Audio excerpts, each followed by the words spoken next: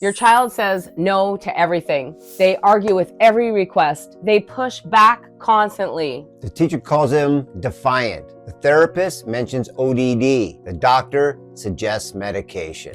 But what if we told you defiance doesn't actually exist in your child's brain? What if what looks like defiance is actually a sign of intelligence? And what if the label defiant is destroying the exact trait that makes your child a future leader?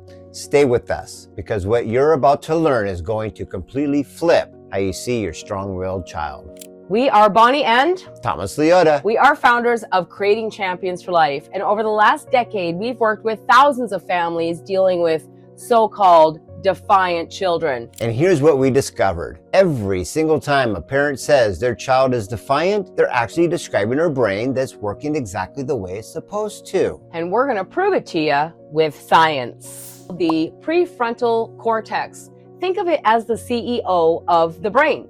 This is where decision-making happens, impulse control, planning ahead, understanding negative consequences. And here's the kicker that nobody tells you.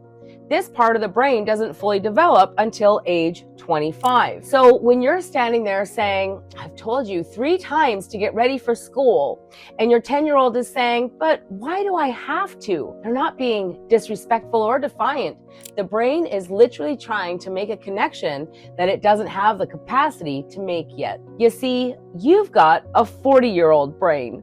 You can see the big picture. You know that getting ready on time prevents morning stress, teaches responsibility, and gets your child to school safely. But your child, they have a 10-year-old brain that's thinking, I'm comfortable right now. It's warm in here. I don't see any problems. Why does this even matter? True. It's like asking someone who's never driven a car to understand why you need to check your blind spot. Like, what's a blind spot? What's a blind spot? They can't see what you can see because they haven't developed that vision yet. Strong-willed children, you know, the ones that everyone's labeling as defiant, actually have more active prefrontal cortexes. The brains are working overtime.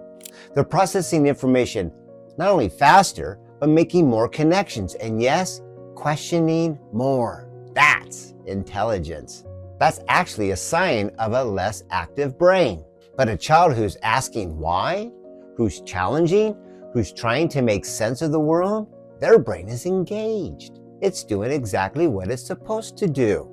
Every innovator, every entrepreneur, every person who's ever changed the world, they were the kids asking why.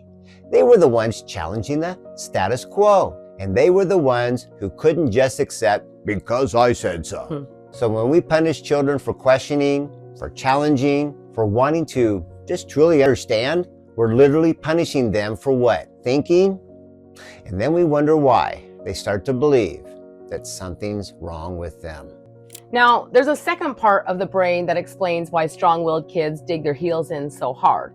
It's called the amygdala, and this is your child's alarm system.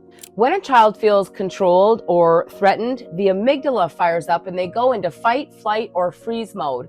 It's a survival response. And here's what most parents don't realize. When you say, because I said so, or do it now, that child's amygdala interprets it as a threat to their autonomy. It's not a behavior problem, it's a neurological response. So I want you to think about this in your own life. You got a new job, and when your new boss tells you to do something without any explanation, just do it because I said so, what's your first instinct? You want to push back, right? You feel that resistance in your body? That's your amygdala responding to being controlled. Your child is exactly the same. The only difference is they don't have the social filter yet to hide that resistance. So they say no, they argue, they push back, and we call it defiance, to the point where we are labeling and medicating to $247 billion a year. But you see, it's just human nature. None of us like to be controlled. Think about every successful person that you admire, every CEO, every entrepreneur, every leader who's made an impact in the world. What do they all have in common? Oh, I think you guessed it. They question authority. They challenge the status quo. They refuse to just blindly follow the rules. We're punishing children for having the exact traits that every successful person has. When a child is curious or asks a million questions, we call it questioning everything. When they think independently, we call it not listening. And when they have a strong internal motivation, we call it stubborn. And when they show leadership qualities, refusing to just follow blindly, we call it defiant. We're literally breaking the little genius spirit of future leaders. And then we're shocked when they grow up not believing in themselves and not trusting their own judgment. And worst off is they're not even willing to take risks or stand up for what they believe in. So let's make this really practical. Here's a scenario that happens in every single house. It's bedtime. You tell your child, go brush your teeth. It's time to brush your teeth. And they say, I don't want to. Or they say, okay, but you find them 30 minutes later playing in their bedroom. No brush teeth. Now, here's what most of us have been taught to do, the old way. We come in dictating, negotiating, begging. Honey, we have to brush our teeth, otherwise you're going to get cavities and blah, blah, blah. Or I'm the parent and I need to maintain my boundaries. You're going to brush your teeth right now. And if you don't, you're going to lose screen time tomorrow.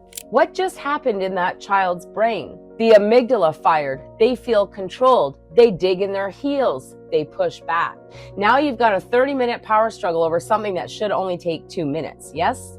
But watch what happens when you shift from controlling to guiding. Instead of dictating, you ask, hey buddy, did you want to brush your teeth now or after you put your pajamas on? Or, hey, I thought you wanted some time to play a game before bed. Did you change your mind, or were you planning to brush your teeth now so we can still have some time to play? Now what's happening in their brain? You're engaging that prefrontal cortex. You're asking them to think. You're giving them a sense of purpose and autonomy instead of just expecting them to obey your commands. They're making connections and growing neural pathways. Now they might respond with, I don't know. And then you can ask, well, I know you don't know, but if you had to guess, what do you think the right answer is? Now their brain is really working. And when they come up with the answer themselves, oh, I'll go do that now. There's no resistance because it's their idea. So here's what happens when parents make the shift. Number one, the child starts to cooperate, not because they're scared of consequences, but because they understand why it matters, what's in it for them. That's internal motivation, and it's way more powerful than external control. Number two, the power struggles disappear. When you're not trying to control them, there's nothing to push back against. The relationship becomes collaborative instead of combative. And number three, their confidence grows exponentially because for the first time, you're treating them like an intelligent human being that they actually are. You're honoring their brain, their questions, and their need to understand. And number four, this is the one that gets me every time. They start to believe in themselves. Instead of hearing, you're defiant, you're the problem, something's wrong with you, they start to hear, you're smart, you're capable, your brain is powerful. You're just a little genius who's embracing their own uniqueness. And when a child believes that they're broken, they act broken. But when a child believes that they're a genius, they become one. So here's your challenge this week. 3 things. Number one, stop using the word defiant. Replace it with little genius. 2, when your child pushes back, pause for 3 seconds and ask yourself, what's their brain trying to figure out right now? Do they know how to do it, or do they require a goal? And number 3, instead of commanding, ask questions. When's the best time to brush your teeth, now or in 5 minutes from now? What should we be doing right now? If you had to guess, what would the answer be? Yes, do this for 7 days and watch what happens.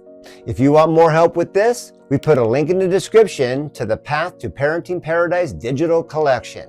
It shows you exactly how to work with your child's brain instead of against it. Yeah, because here's the truth. Your child isn't the problem. The label is the problem. And the moment you see that, you'll never see your child the same way again. We're Bonnie and Thomas Liotta with Creating Champions for Life. And remember, you're not raising a defiant child. You're raising a future leader. If you like what you're hearing today, make sure to watch the next video, How to end power struggles with 3 simple steps.